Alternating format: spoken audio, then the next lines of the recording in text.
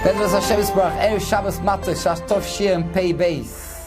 they once brought a letter to Rav Ben-Gis. Rav Ben-Gis, he was a Rav in Yerushalayim, a Dayan, one of the great Dayanim of the Eidah Haredis. He originally lived in Russia, and then he came to live in Yerushalayim. When they brought him a paper to sign, it was about the Indian to take the girls to the Israeli army. And it was a letter to be able to, that they wanted to write against this idea to take the girls to the army. So he read the letter and he put it aside. And then Rav Ben-Gis started to think about it, he started to cry. Then he took back the letter and he signed it. So they asked him, after they took the letter, they said, why didn't you sign straight away? Why did you wait with it? He said, because it says, here I am signing in tears. I'm signing with tears in my eyes. And I didn't have tears in my eyes. So first I had to think about the Indian. I had to think about I had to think about this situation. And then after I was so pained, I started to cry. Then I can sign Hachoisem Bedema. I was signing through tears and through pain on this idea of taking the Yiddish girls to the Israeli army.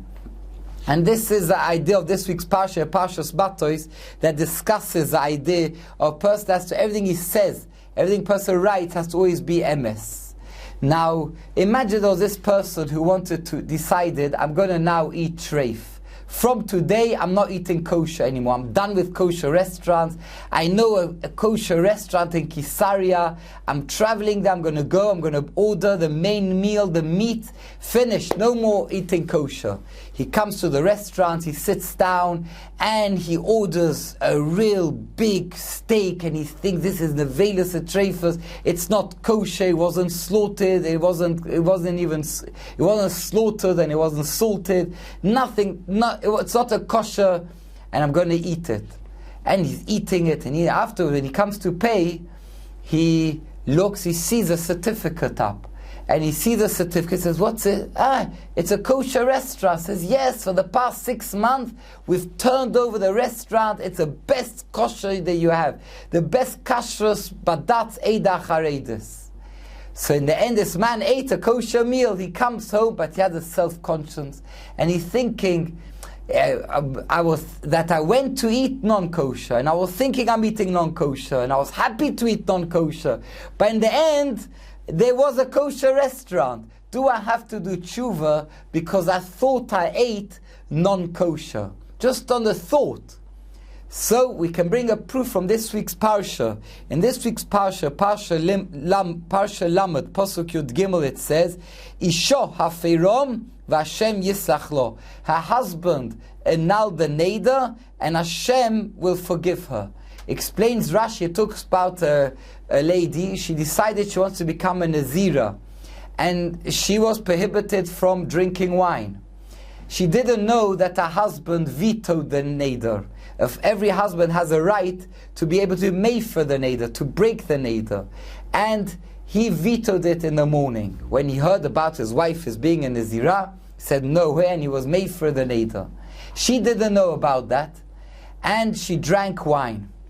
When your husband comes back, he says, I heard you wanted to be a Nazirah. I was ready. I vetoed, I broke your Nazirot. You weren't a Nazir ready from this morning. So does she have to make tshuva for the wine that she drank because she thought she was a Nazirah? So says the Gemara, yes, Vashem yislach lo. A person has to do tshuva even for what you thought that you ate.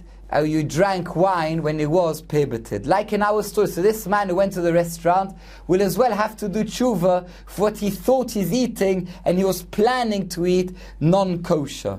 So Rashi says, that's what Rashi says, the idea is the same person who thinks he's eating basar chazir, he's eating not kosher meat, and in the end, there was mitbarer, in the end he found out that it was kosher meat. He has to do tshuva for what he thought that he's doing in Isser. So ask Reb Chaim Kanievsky, we have a klal in the whole Torah, Ein HaKadosh Baruch Hu metzaref machshava lemaisa. What a person thinks he thinks to do an Aveira, Kosh Baruch Hu doesn't look at it like he actually did an Aveira. So why over here does she have to do tshuva for what she thought she's doing in Aveira? This is what Reb Chaim Kanievsky asks. So answer Reb Chaim Kanievsky, according to Rishalmi and Yuma, Pei Vov, in the Sefer Talmud the Kro, says, Ein Yetzer Hara toav elo ledovor she'osur loy. The Yetzer Hara only enjoys, the whole idea of the Yetzer Hara is to break something which is osur to you, which is forbidden. And he goes on, Shesh beteva ha'odom, it is the nature of a person, ha'no meyuchedes, a special pleasure, la'avor ve'la'asod dover osur, to do something which is forbidden.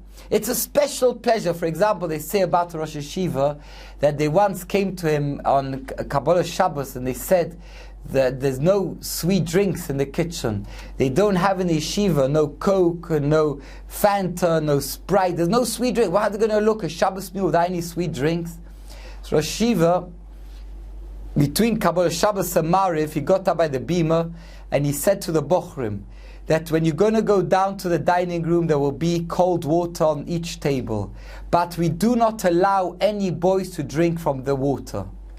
So they came down to the meal after Mariv. The Bochrim went to the table. Everyone sat around the table and they were thirsty. And there's a cold water on the table. So they decided a little bit they're going to drink. It's a cold water. It's so good, so geschmack. And a little bit more. And it was such a sweet geschmack water. Why? Because Rosh Yeshiva said it's forbidden.